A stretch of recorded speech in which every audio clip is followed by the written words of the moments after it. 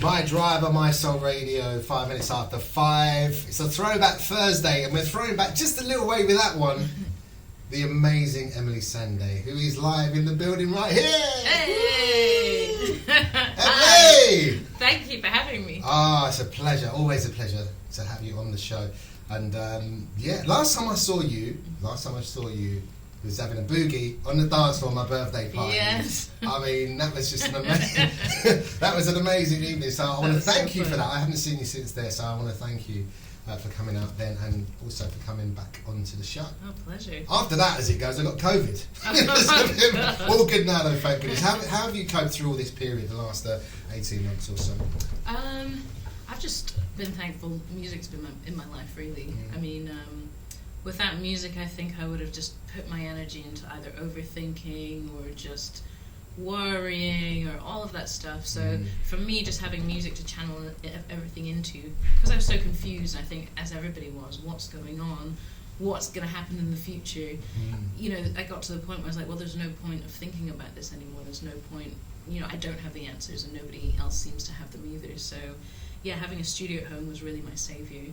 Being able to, you know, make new music, experiment with new sounds. And once I got into that way of thinking and just sat back a little bit and accepted that we had to surrender to the situation, I find the positive in that, okay, this is time I can actually make music I've always wanted to make, try new things, relax a little bit, make music with no expectations. And so really that's kind of where I channeled everything into. What a time to be blessed with having that creative possibility. I mean, like, absolutely. So many people didn't have the opportunity, but you just channeling your energies into making music. Yeah, and you know, I just felt so lucky, and in that sense I thought, well, yes, we want to make music to kind of serve ourselves in some way. There's an expression I want to give with music, but it made me think, wow, I'm so lucky to have this opportunity to make music. I'm so lucky to be in a job where I can create. So it made me think a bit deeper as to what do I want to do with my music and how can it help other people or at least make them feel better. So I think for this whole next album it was with that in mind. How can it be uplifting? How can I give people a space just to kind of get away from the pressure of everything that's going on? Okay, so that's interesting. So it's nice that you're coming in to have a chat about the new project. You recently released your track Family. Yes. Congratulations on that. Thank you. I love everything about it. I love the video is great. Thank the you. video reminds me a little bit, two things maybe, Unfinished Sympathy, Massive Attack, just that little bit, and also Jill Scott along with, was that influential, those videos? I mean, all of those videos I love, you know, especially that Jill Scott one, it's so cool. And the main idea was let's just try and make it this kind of one walk where you're just building momentum, the people you meet, the power of people coming together, the power of, you know, having a kind of tribe, being part of a movement in a sense, but also that you just can't stop walking. Sometimes you might have to turn a little bit left or you might have to pause for a second, but the whole idea was you just keep marching, you know, and at the end you kind of find that elevation one way or another. And something else that I thought was brilliant, bit of choreography going in there, Emily. Do you know what I mean? Some stars going on. I've been watching a lot of dancing in lockdown, and I thought, why don't I just give it a go? And I feel coming back now, I think it's a mistake to be trying to look for how do we get back to normal? How do we get back to how it was? I think when I just let that go in my head and just thought, everything's a new chapter, everything's a new beginning now for the entire world, I thought, well, what have I always wanted to do but I wasn't able to do prior to this? And I thought, well, I've always wanted to dance. I'm not necessarily a dancer, especially when it comes to choreography, but I really just wanted to go for it, and it felt amazing. Worked with this incredible choreographer, Liv, and it was just, she really understood where I was coming from with the song. She really got the lyrics. She let the song kind of sink into her soul as well. And because her expression has always naturally been dancing, well, I assume, it's just like we came together in this really soulful way in the way we made the dance. And it's the first time I've ever learned any choreography, so I feel pretty proud of myself. I mean, listen, you smashed it, girl. Thank you. You know, liberating, and also I just feel that you just look so happy in that video, doing that as well. Just a different outlet for you. Well, you talked about, you know, she understood your is it Alev? Did you say? Liv. Yeah. So, tell us about the song. What is it about, and what's the actual premise of the record? Well, this song I feel is kind of the perfect introduction to coming back with the new album, and you know, the main premise is family's everything, and I think that was one of the biggest lessons I learned. during this whole time is that, you know, the people that are super, like, your people, you need to appreciate them and you need to give to them. And, you know, you have to take every day as a blessing, because you never know. So many people have lost people. So many people haven't been able to be around their families or kind of, you know, see them for years. And for me, I was lucky enough to live with my family. So I think it just honed everything in. Like, all of these things we thought were important stopped overnight. So why put that much energy into things that are so temperamental? And it's really looking at what's with you and stays with you and is there with you through the worst times. And that's your family. And it was for me. And yeah, it's just kind of saying, this is where I've been, this is what I've been up to. It's time to meditate, come back stronger, rise up again.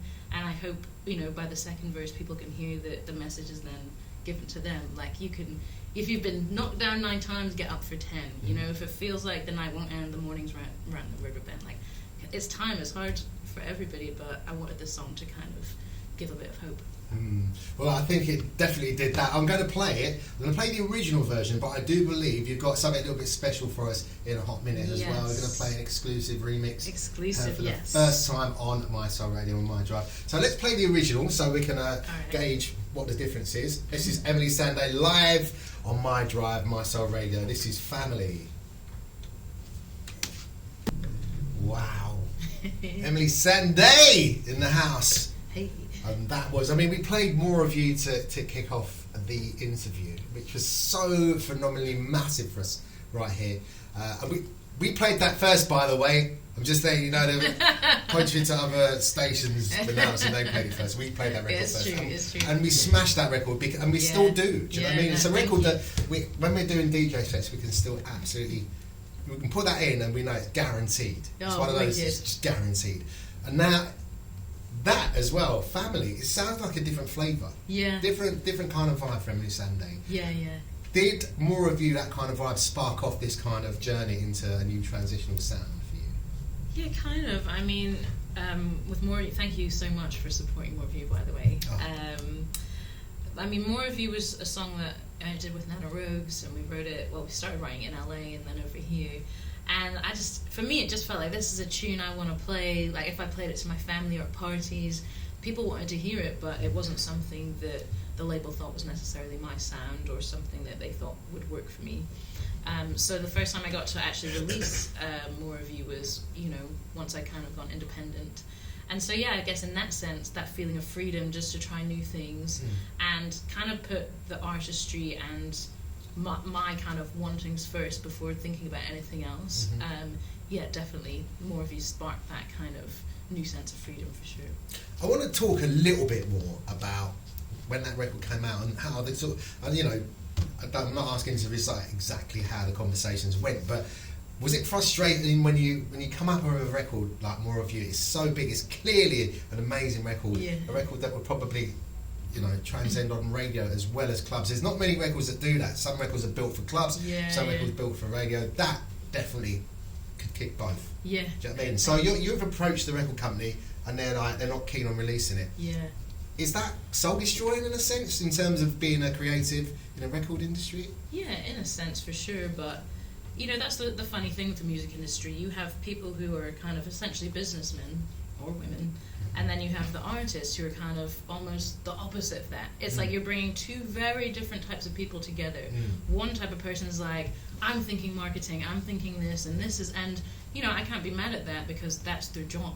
But at the same time, I'm there being like, listen, my sister loves this song, and you should have heard how it went out at the barbecue and all of this stuff. Yeah. So the frustrating part is that getting that bridge, because of course the artist sometimes needs to listen to them and say, now's not the right time, da da da da da. But at the end of the day, we're in a music industry, and I think the way music makes people feel and that natural response, you have to prioritize that.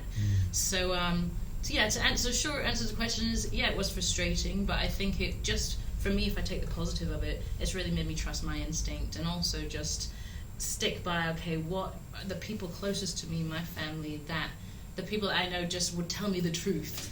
And when I see their reaction, I have to go by that first. Wow. Well, I'm glad you've come out of the old deal. You've gone into a new deal. You're independent now, or are you with a manager? Well, I just signed with Chrysalis Records. Well, that's a big deal. Yeah, congratulations. Yeah, no, well done. Can I really give you one of these? Come on, girl. Thank you. And so let me ask you this then: have you got more creative freedom with what you're doing with Chrysalis Records? Are they kind of listening to you saying, hey, Emily, you've got free reign. Put out what you want to put out. Yeah, for sure. I mean, it's been great so far.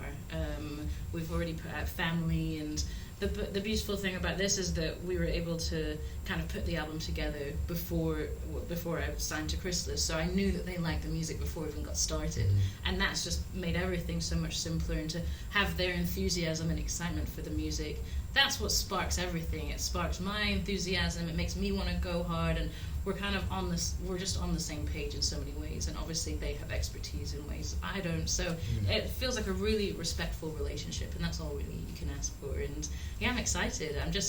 I feel like I can kind of present my ideas more, and I can take the vision a bit further instead of just handing in the music or just singing the song. Yeah. I feel like they'll listen to, okay, I want to dance in the video, and they're like, okay, cool, let's try it out. Or I want to do it, and they're like, okay, cool. So it's nice to kind of have that freedom and also take on the responsibility, because if it doesn't work and people don't like it, then you've been just as involved in the decision. So yeah, I'm having a great time, and I wouldn't even say that the previous label, there's nothing, we left on good terms. Everyone decided it's time to go. Good. And so there's no bad blood at all. It was just time. I was in a different age. 10 years I signed there in my early 20s. Now I'm 34. Develop as a different person. And that's natural. So I think, I don't look back with any kind of regret or anything like that. We had great times, great success together. But for sure, at this point in my life, I definitely feel where I'm supposed to be. Okay. Have you left an old Emily Sandé sound there and created a new Emily Sandé sound, would you say? In a sense. I just feel like, as you were saying, people grow. I've definitely been in the studio more. I've been watching producers work for so long, and for now I'm kind of getting the confidence to start producing myself. So I think everything's just grown, especially the confidence and kind of just the knowledge of how to put sounds together. So yeah, I guess it's definitely evolved naturally. Well, I want to dig a little bit deeper, because you actually produced Family, which we've just heard.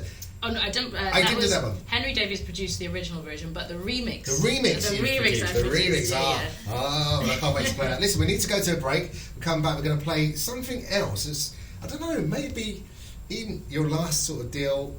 I don't know if many people along that sort of, in your last label world would understand or even know what you did with this one. This is a collaboration with Robert Glasper. Oh, yes. I'm going to play, right? Oh, yeah. Somebody else. So I'm going to play you that one after the break. Emily Sandé live in the building. Oh, man. That's a bad track. I just remember when that came out. Black Radio 2, this was off of Black Radio 2, wasn't it? It's My Drive and My Soul. Got the amazing Emily Sandé in the house. That was a collaboration with Robert Glasper, the great Robert Glasper.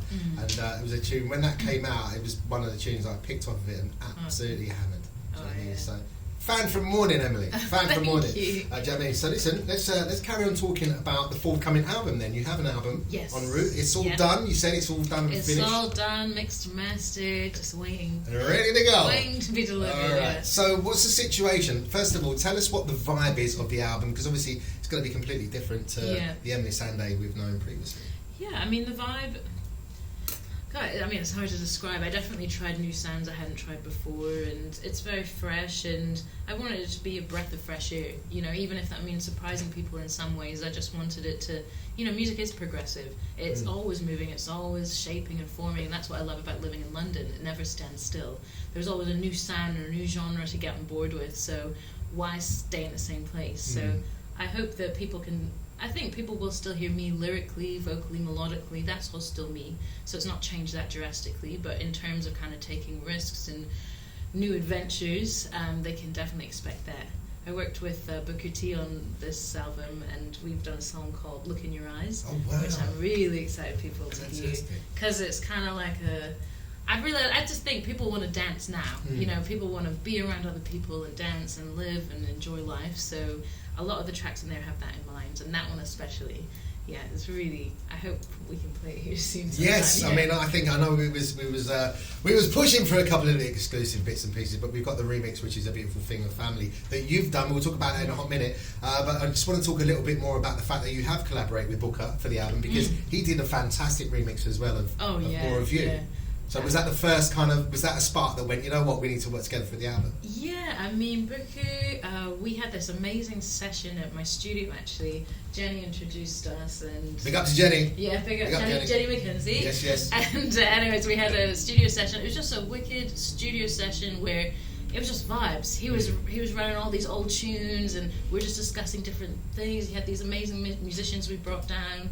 And this tune came out of that, really. And I love working with him so much because he knows music so well. Absolutely. Once he hears something good, he's so enthusiastic and has the energy which you need in a studio session.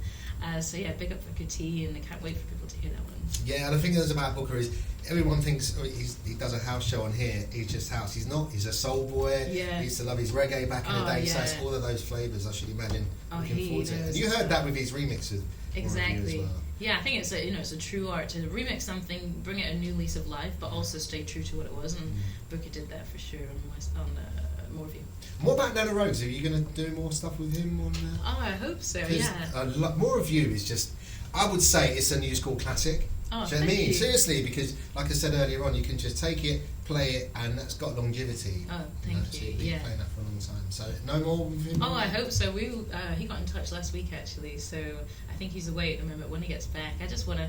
The beauty is just making music just for the love of it. If it becomes an album, yes. If it becomes singles, then great. But I just love being in the studio with good people, and Nana Rose is always such a gentleman, as is Booker T, and it's just nice to be in that type of no ego aura.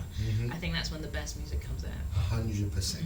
Okay, so this little bit we got left in this segment is left for you to talk about you remixing your track. All right. So is it the first time you've remixed one of your own records? Yes, so the first time I've ever made a remix, and production is always something I've kind of done and wanting to get into. I've never really had the confidence to be like, okay, I'm a producer. But this time around, I was like, why not? And you're an amazing pianist and musician as well. People might not even realise that. That's why it was such a. It was so nice to see you in the family video dancing and stuff, because people are used to they see you on the piano. Yeah. Do you know what I mean? As a musician, so. Yeah. I'm surprised that this is the first time you've actually remixed one of your records. Yeah, I literally just didn't even think about it. I think when you get into that big, major record kind of mind frame, you're like, I need to play my position, and that's being on stage and singing as well as I can. But now, since everything's just completely changed and things are a lot more relaxed, I thought, but wait a minute, I can do all of these things. I would just keep so many beats on my laptop and never show them to anyone, because, you know what I mean, if you show like Naughty Boy or, Nana, I see them as these amazing producers, but I think it was just getting that confidence to start seeing myself in that light. So yeah, I made the beat, was watching TV one night, and through hours of just putting it together, I thought, let me just try the acapella on this. And it just I wasn't even trying to make the remix, but when I thought, let me just try it, chopped it up, and then I re-sang it. It's kind of... And I wanted to do an old school remix, like when you'd actually change the melodies and change it into something completely different. And we've got a couple features on it already, so they're going to come in the future. On top of this, on top of Family? Yeah. Wow. And what's Ngoza remix? Oh, Ngoza is my Zambian name. So Ngoza is the name I'm going to use to be a producer. All right. So if anybody's looking for beats, sell it, girl. shout me. Ngoza Mpande. So Ngoza Mpande, whenever you see that on a record, we know that is your remix. Producer. All right, brilliant. Well, let's do it. You introduce it, because it's your remix. Take it away. All right. Hey, this is Family Remix, first play ever, produced by Ngoza. Wow. Tis all wow. Is that how you're getting on the remix front, girl? You smashed it on there. Thank you. There's some tribal beats going on in there, little keyboard riffs going on. It was lovely. Oh, thank you. I enjoyed that. Oh, I'm glad you liked it. To be honest with you, that's a nice little tune. I can run that in a little kind of Afrobeaty mix there. Oh, wicked. Please do. All day long. Oh, all day wicked. long. Thank so you. We've got that exclusively for a minute. I don't know. Yeah, what's absolutely. That's the first play. You got it right now. Yeah. Only you. All right, that's a beautiful thing. Thank you so much for that. So well done. Sounds good. There's loads of people out there going, right, I need to get ready to remix this for me. Ngoza.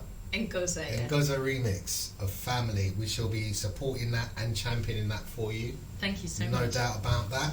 And listen, what we've got to do is have a little break. But as it's Throwback Thursday, we just stay behind for a little while and play some of your favourites. Oh, please, A couple of your favourite tunes. Yes, yeah. And we Sunday in the house, keep it here. This is My Soul.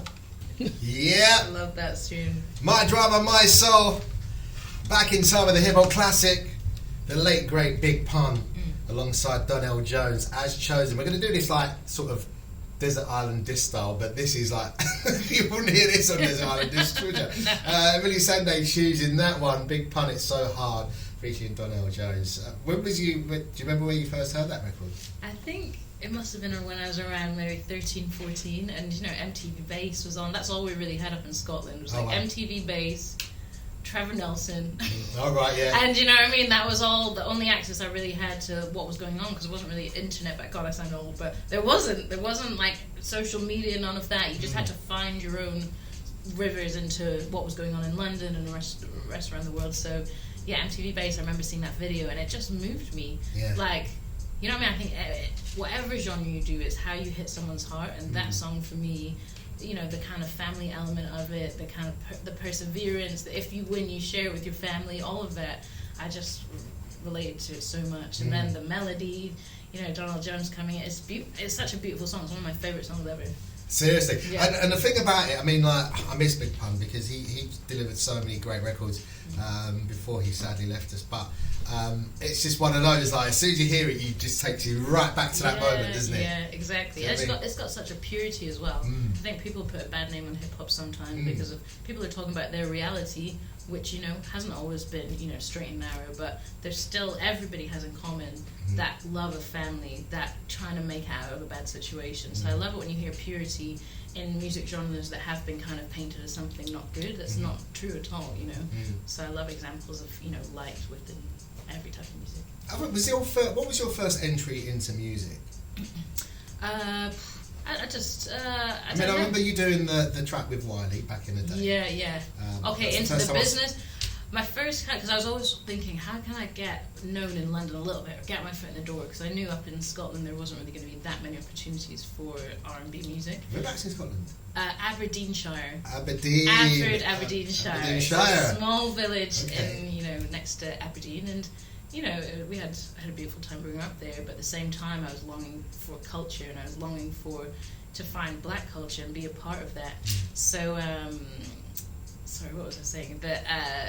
My first entry was I was sent a tape to Rapology, which used to be a competition that Choice FM used to run, and for under 18s. Right. So when I think I was about 16, that was the first show I ever did in Croydon. Oh. And at that, then I just different things here and there, and then I did a show down in London where I met Naughty Boy, and that's kind of how I got my foot in the door and sending hooks and getting different people in it. Yeah. Okay.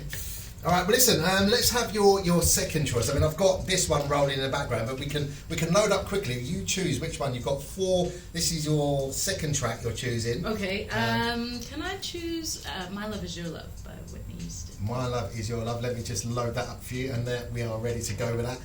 So, talk to us about that when you first heard that, because that was a massive album. That was the transition for Whitney, actually, wasn't it? Because she'd come out of all the kind of poppy kind of side of her, and then when this dropped, it was like she worked with Wyclef on this, she worked with Lauryn Hill on the album. Do you know what I mean? So this album, the whole album, but especially this song for me is my favourite song by her, because you can feel that she's been allowed or had the freedom to give her whole self. Yes, she has a wonderful voice. I mean, she was a genius singer, but then you can't be that much of a genius singer and then not be able to have say over. Of course, she had other ideas that she wanted to explore. Yeah. So hearing that on this song is just amazing. But the first time I heard it was on radio. We were camping in Scotland with my family. I heard it one time, and I felt the first time I heard it, I was like, "What is that?" Yeah. But then we don't have a CD player in the car, so I bought the CD in like Keswick in the Lake Districts in Woolies.